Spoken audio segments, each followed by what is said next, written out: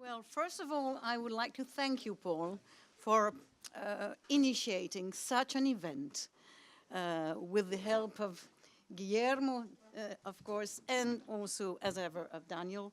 But really, I think, to my knowledge, this is the very first conference on women and Freemasonry and gender taking place in the States. So congratulations, and thank you again. So I entitled this paper, Call Me Sister. So colleagues and friends, brothers and sisters, ladies and gentlemen. Women have gradually gained ground in Freemasonry, although not at the same pace in France, Britain, and the United States. Freemasonry was originally intended as exclusively male, so it is no wonder terminology has remained a sensitive issue. Should one call a woman Freemason brother or sister? Should lodge offices be gendered or not? The issue is even more problematical in France, as the masculine and the feminine genders are omnipresent in the French language, and as there is no such thing as a neutral gender. Therefore, lodge offices can be identified from a feminine and a masculine point of view, whereas the distinction is not so relevant in the English language. The debate is informed by linguistic factors, but also, of course, by cultural ones, as well as by the specific Masonic context in each country. So this presentation will take into account the American, British, and French context, so it's not a world view, sorry, while focusing on three aspects. First, the historical background, then the linguistic controversy on the inclusive language in America and France, and the debate within the French Academy, and finally, the Masonic repercussions today.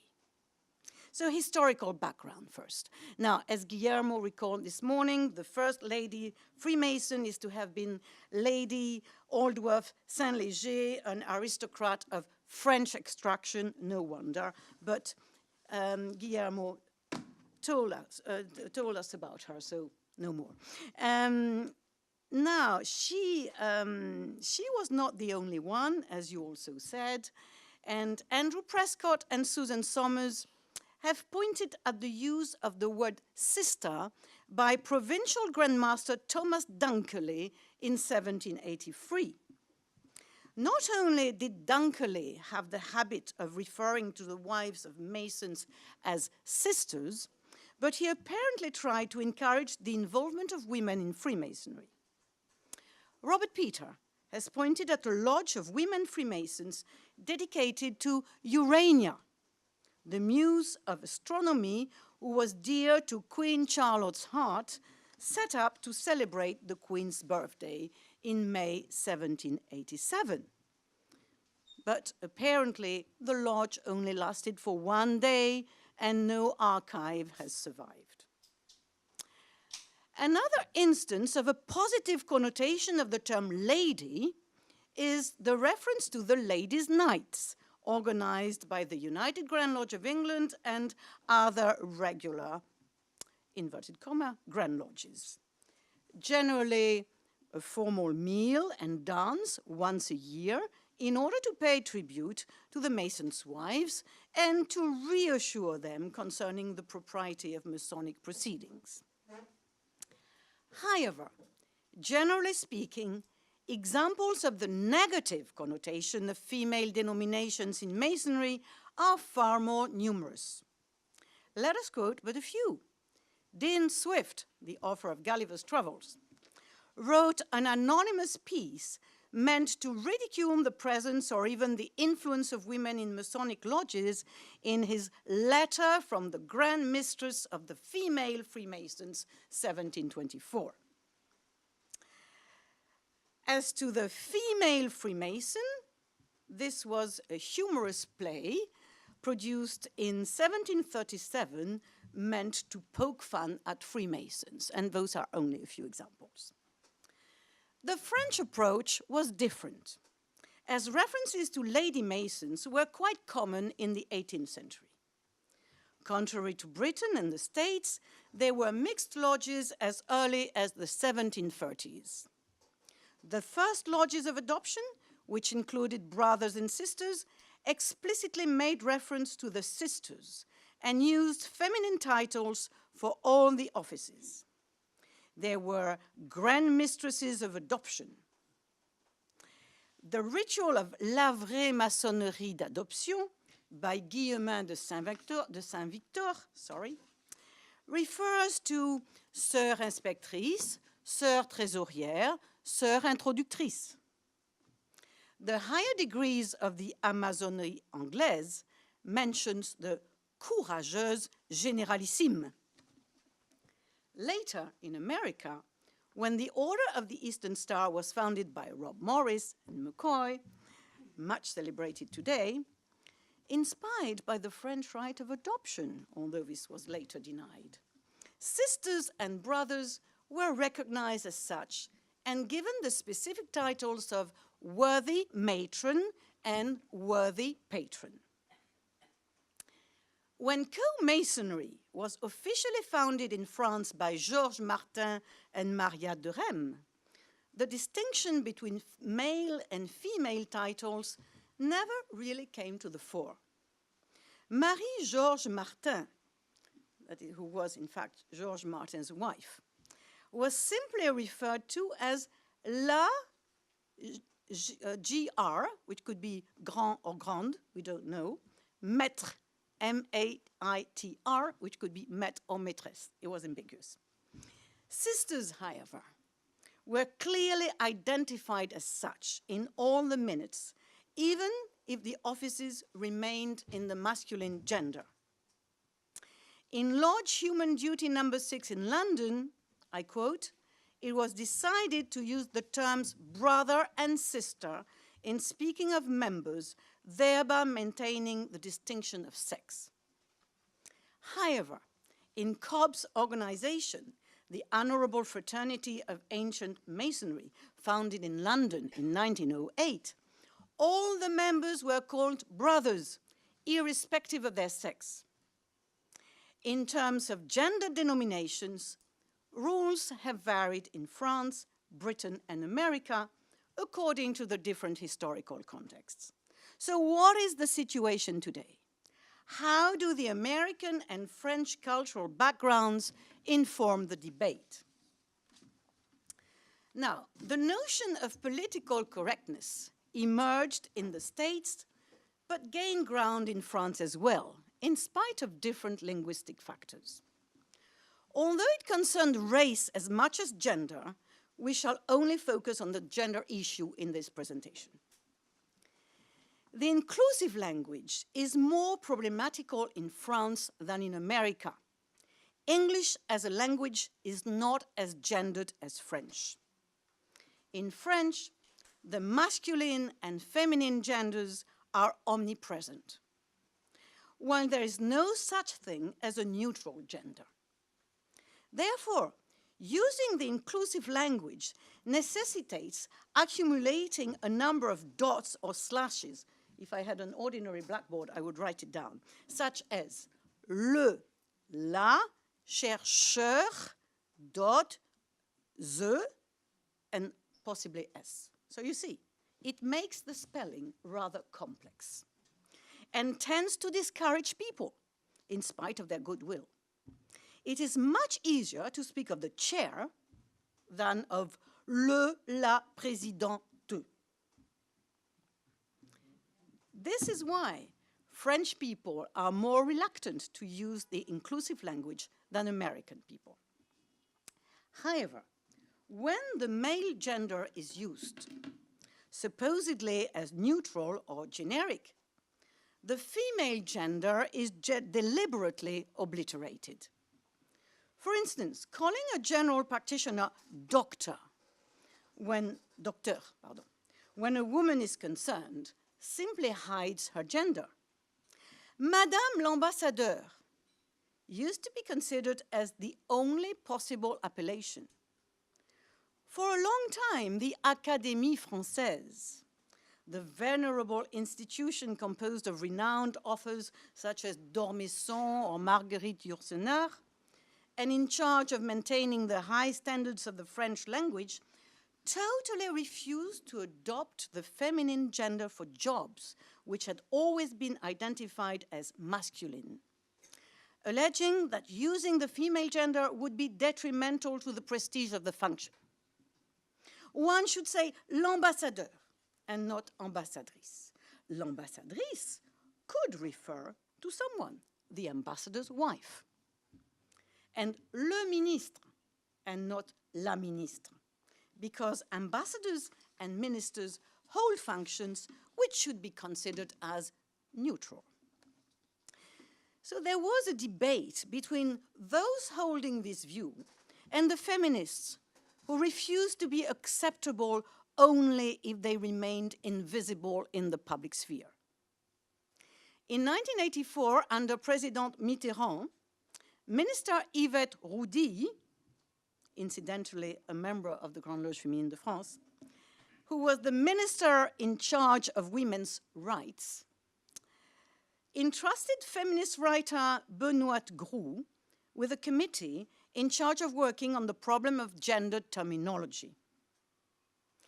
Due to political changes of government, the issue was dropped for a number of years until 1997, under Prime Minister Jospin, when 4 women ministers succeeded in being called Madame la Ministre. In 1999, an official guidebook approved by the government was entitled Femme, j'écris ton nom. Although the Académie Française strongly reacted against it, they eventually had to accept a compromise. On October the 10th, 2014, the Académie Française issued a statement recommending that each woman should be allowed to use the female gender to identify her job or function if she so wished. She could call herself professeure or doctoresse or docteur, several possible variations, or simply Madame la Ministre. Of course, French articles le or la being omnipresent, they strongly contribute to a gendered language. It seems that a similar attitude prevails in America, and that many people think that women should have a choice between the neutral and the gendered title. The words, the words chairman or chairwoman seem to have been abandoned and replaced by chair, as the Oxford Dictionary of American Usage and Style advocates, after suggesting that the gender-neutral forms are gaining ground. However, in practice, things are not so simple. For example, the United States Senate's website uses a different terminology to refer to party leadership and to the Senate committees. Concerning party leadership, the heads are called chairpersons, policy committee chairpersons, and senatorial campaign committee chairs, while the Senate committees are presided by chairmen and chairwomen.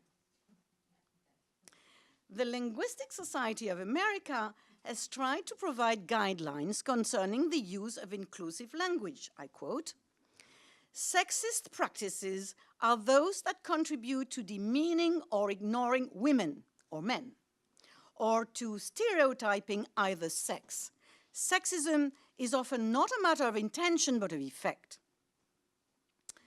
To avoid triggering such inferences, use, for example, professor rather than female professor or nurse rather than male nurse.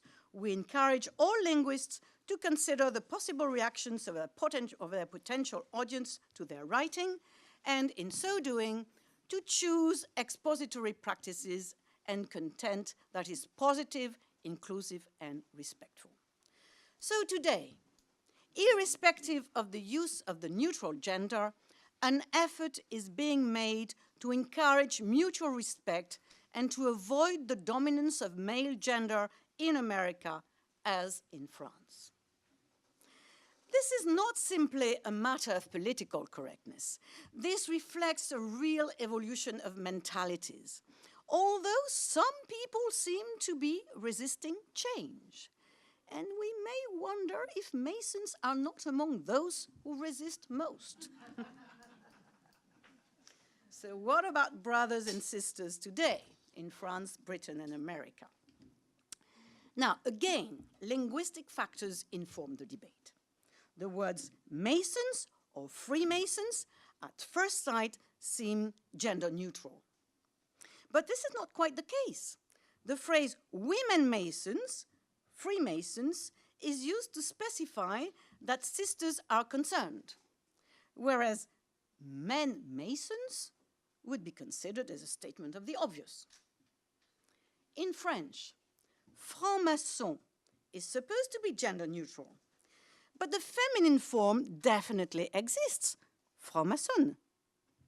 In the 18th century, the phrase franche-maçonne was to be found in some instances. So in English, the word Masons, given the fact that the language is less gendered than in French, could be considered as inclusive, in spite of the remark above. But in French, this does not work, because the word franc-maçon is different, although some people will claim the contrary. Franc-maçonne seems to be the only possibility to avoid sexism. The problem is even more acute concerning the use of brother and sister. Several Masons, for different reasons, have claimed that the word brother was gender neutral. Although common sense indicates that theirs is a fallacious argument, yet it is worth investigating.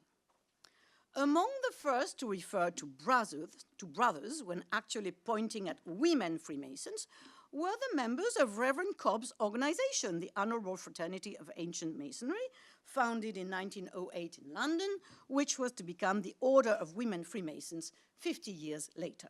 Now, Cobb's successor, Marion Halsey, called herself Brother Marion Halsey, Grandmaster. In deliberately avoiding the use of sister, the HFAM was probably trying to ingratiate the United Grand Lodge of England and to obtain their recognition, which proved to no avail, of course.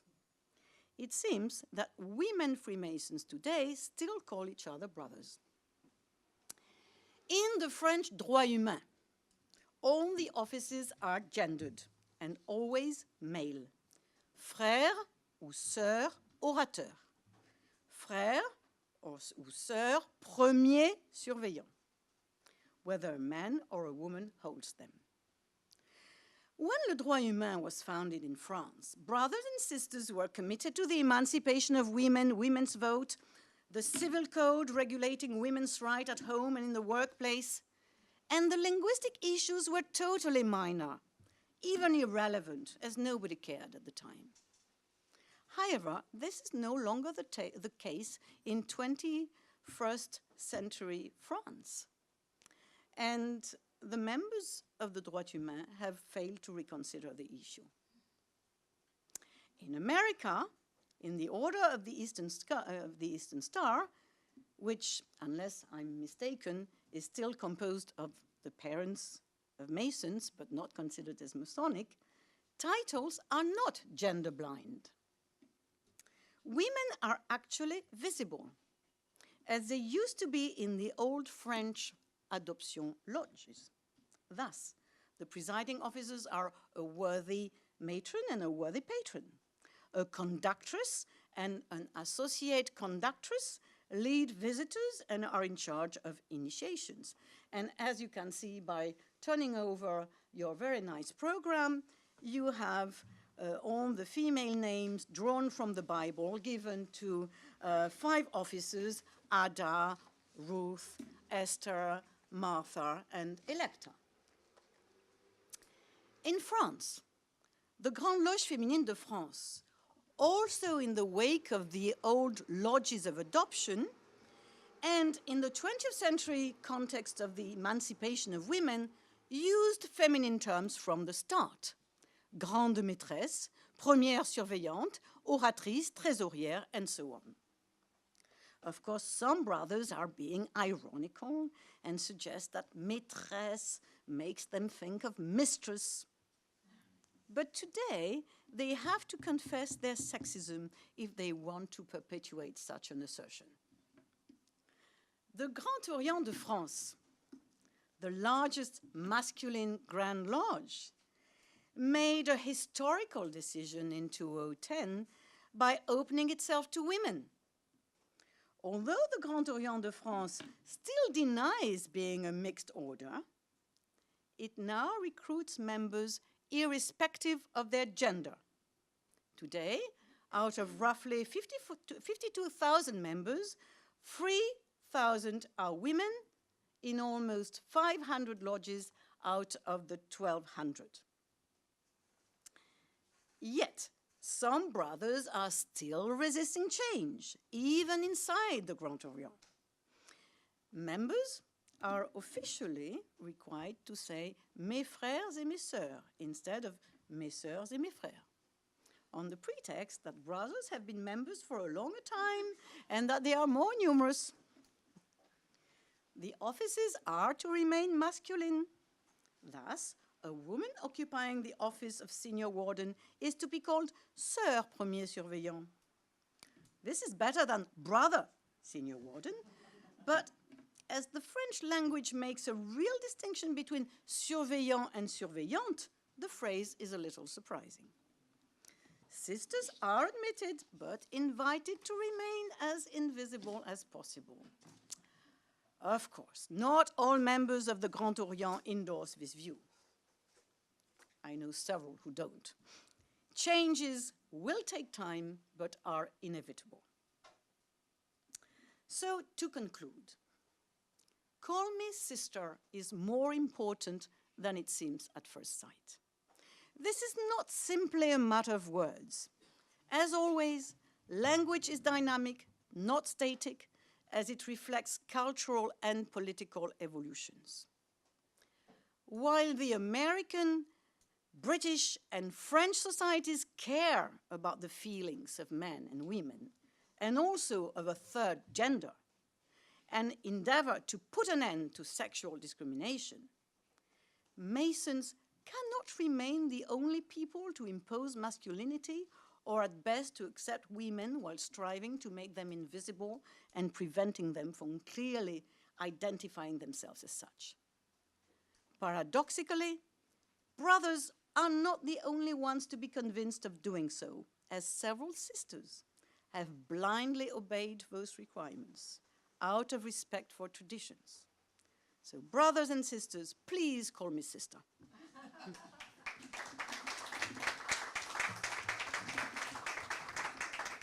Thanks to Professor Révauger.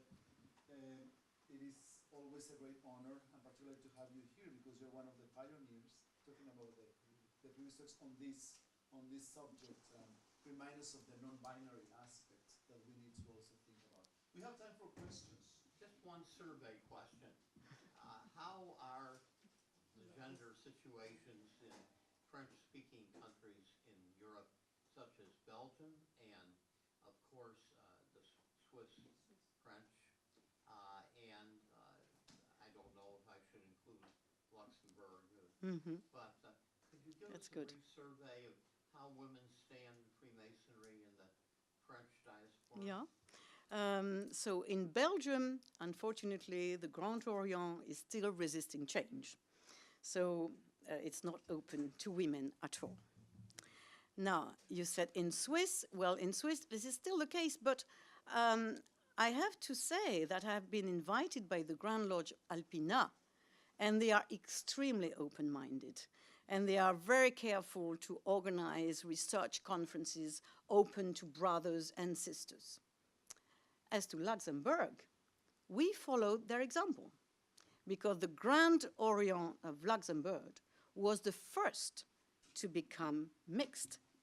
And Lodge Liberté, which has invited me a couple of times, was really the first which admitted women, and this was as early as 1982. And today, it's still an organization which includes mixed lodges, male-only lodges, and that's all. I don't think there are any female-only lodges, but you know, it has both. It's not a very big organization. It has about something like 12 How lodges, about, but still. Okay. French possessions, are they largely Grand Orient or such as New Caledonia, Okay. Reunion? I think you have both. You have both Grand Orient and Grande Loge Nationale Française. That's the case in Réunion, that's the case in Caledonia, that's the case in Polynesia. Now, if you take Martinique, Guadeloupe, so the French departments, it's very, very similar to the French situation. There is really a variety. And the Grand Orient of Martinique has become mixed. Yeah. And I mean, it's almost half-half now. There are almost half the lodges in Martinique have become mixed. So there has been a very rapid evolution, because 2 years ago, there was not a single woman in the Martinique lodges, and now half the lodges have admitted women. So there is a real evolution. Yes. You make me wish that I had paid more attention in first class 50 years ago. Does the English word sibling, which by its very nature is gender neutral, does it translate into French at all? Or if it does translate, does it take a gender? No, it's a good question. Honestly, I don't think so. But there are several French people here who might help me and come to the rescue. Do you think there is any translation of sibling? Fratrie, and then that's it. Les frères. But then it's really gender. It's not gender neutral at all. It's gendered. It means, yeah. It includes daughters, yes, but you do say fratrie, which refers to the male sphere. Yeah. It's the same in Spanish. I was thinking, and The actually, same? your talk just inspired me something I was thinking a lot. For my another work, I will do the Spanish situation with the Royal Yes. Academy, which is very similar, but even more traditional. Really? Any other questions? No, thank you very much, Professor.